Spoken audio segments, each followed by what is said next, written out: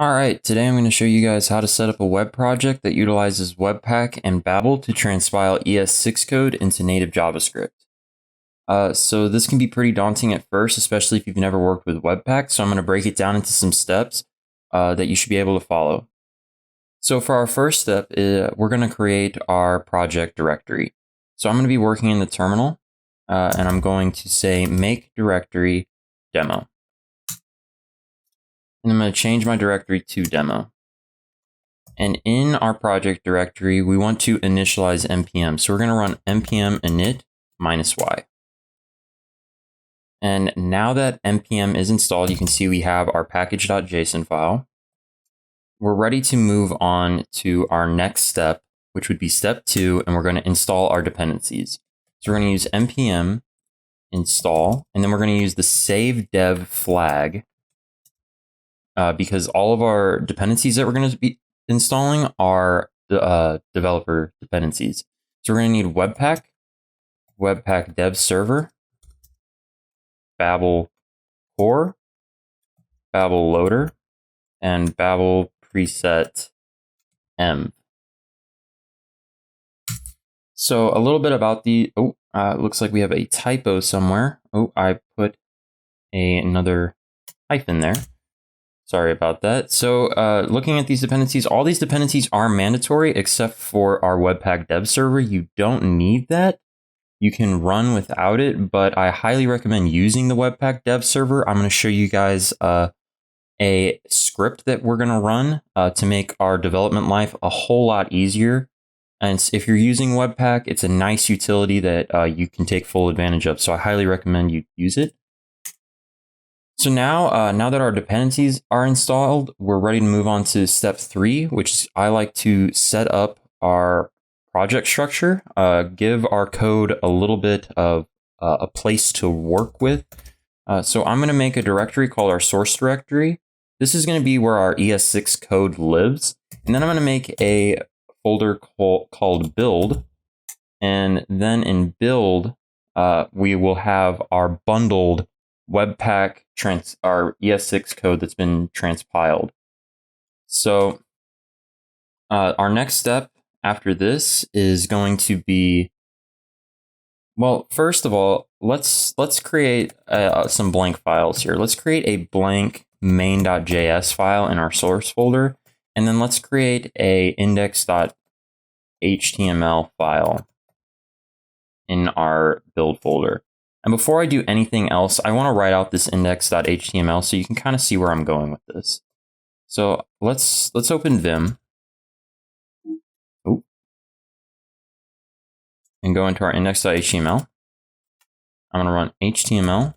I'm going to create a quick file here.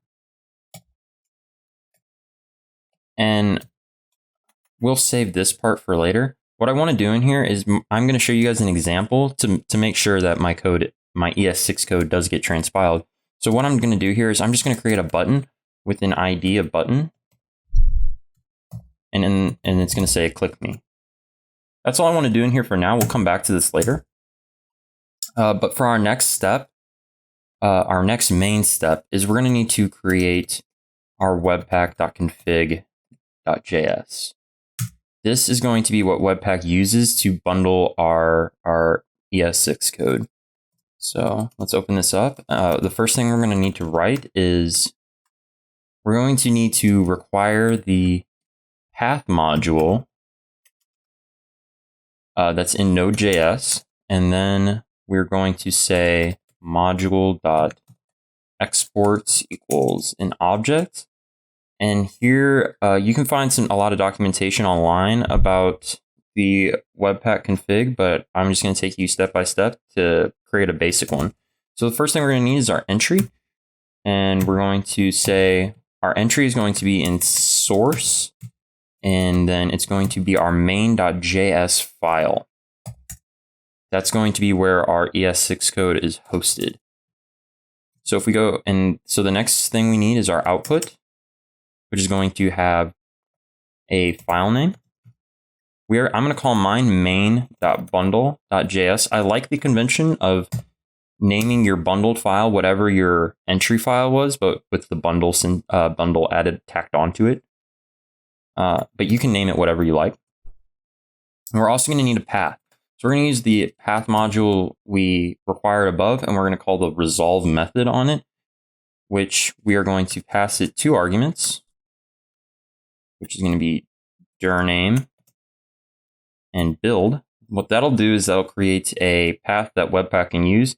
And as you can see, we're going to, so our output folder will be that build folder that I made previously. If you made yours something else, where you would like your bundled file saved at, put that folder where I put build.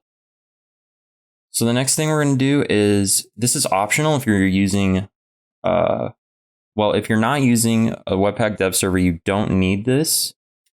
However, I'm using Webpack dev server. So I'm going to call dev server, not sever, server. We're going to say content base build. What that'll do is that'll allow our Webpack dev server to find our index.html file, which will then also be connected to our bundled file, which can then run in the browser. So the next thing we need is actually using Babel with Webpack. So if I go over to Google, I'm going to go to the main Babel page.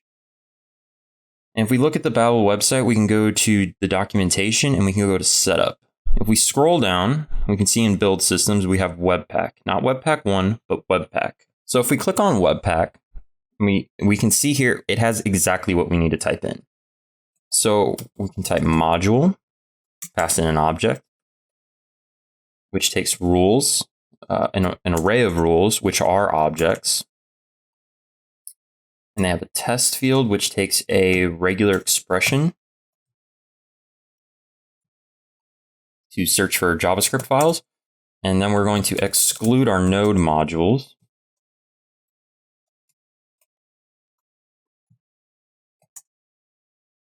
And then we're going to use the Babel loader.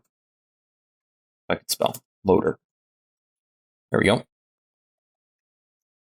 So now we have our entry, our output, we have the commands for our dev server, and we have our module. So our Webpack config is good to go, and you can save that out. And then if we scroll down here on the main Babel page, you can see it says to create a Babel RC file. So that's our next step. We need to create this small little Babel RC file. I'm just going to go into Vim, presets, and then you can pass in an array of whatever presets you want to use. There's tons of presets on Babel. You can totally look into it if you want to. There's tons of cool stuff with Babel that you can do. But for this case, we're just going to use the env preset that we installed, and we can save that out. So for the next step we're going to do is I like to create some nice scripts for working with Webpack. So if we go into our package.json, I'm going to delete our test script, and I'm going to add some custom scripts here. So the first script I'd like to make is going to be called serve. And what serve is going to do is it's going to run our Webpack dev server. So we just call Webpack to run our Webpack dev server. We call Webpack dev server, and then we give it the open flag. Now what this will do is this will open our web page on port 8080. If port 8080 is taken up for you for some reason, you can always pass Webpack dev server the port flag and then pass it a different port number. To show you this, I'll use port 3000. So now that that's working, we're also going to make a watch command, and I'll explain what this does when I demonstrate it. But what it's going to do is it's going to call our Webpack command, which bundles our file. And we're going to give it the flag progress and watch. So now our package.json file is ready to go. And all we need to do now is I kind of need to write out some ES6 code so that we can demonstrate that our Webpack is working. So let's go into our source, and then let's go into our main. In here, we're going to go window.onload equals a function like this. Okay, so in here, what this is doing is this is basically like a document.ready function in jQuery, if you're familiar with that. We just want to make sure that the window has loaded before our JavaScript runs. So I'm gonna use some of the new ES6 syntax. So we'll use let say hello, and this is going to equal the nice, really cool new arrow functions.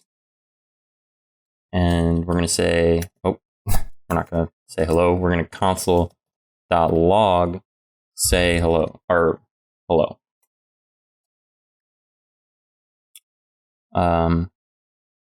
Okay.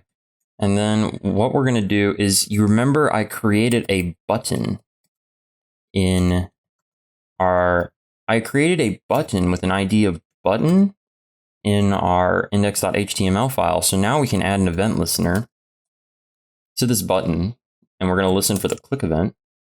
So anytime we click the button, we're going to call this function, which all it's going to do is it's going to say hello.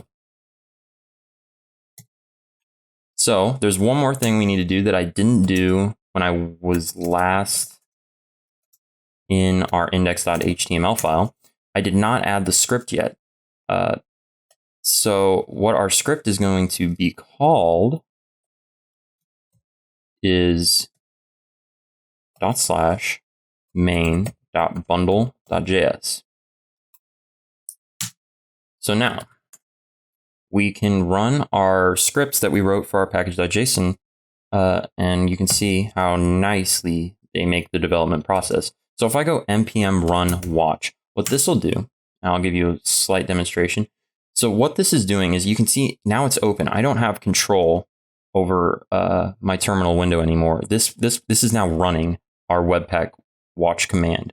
If I open a new tab and I go into our source folder and I go back into our main.js, let's say I need to, I just realized I need a new constant called number, which is equal to 10.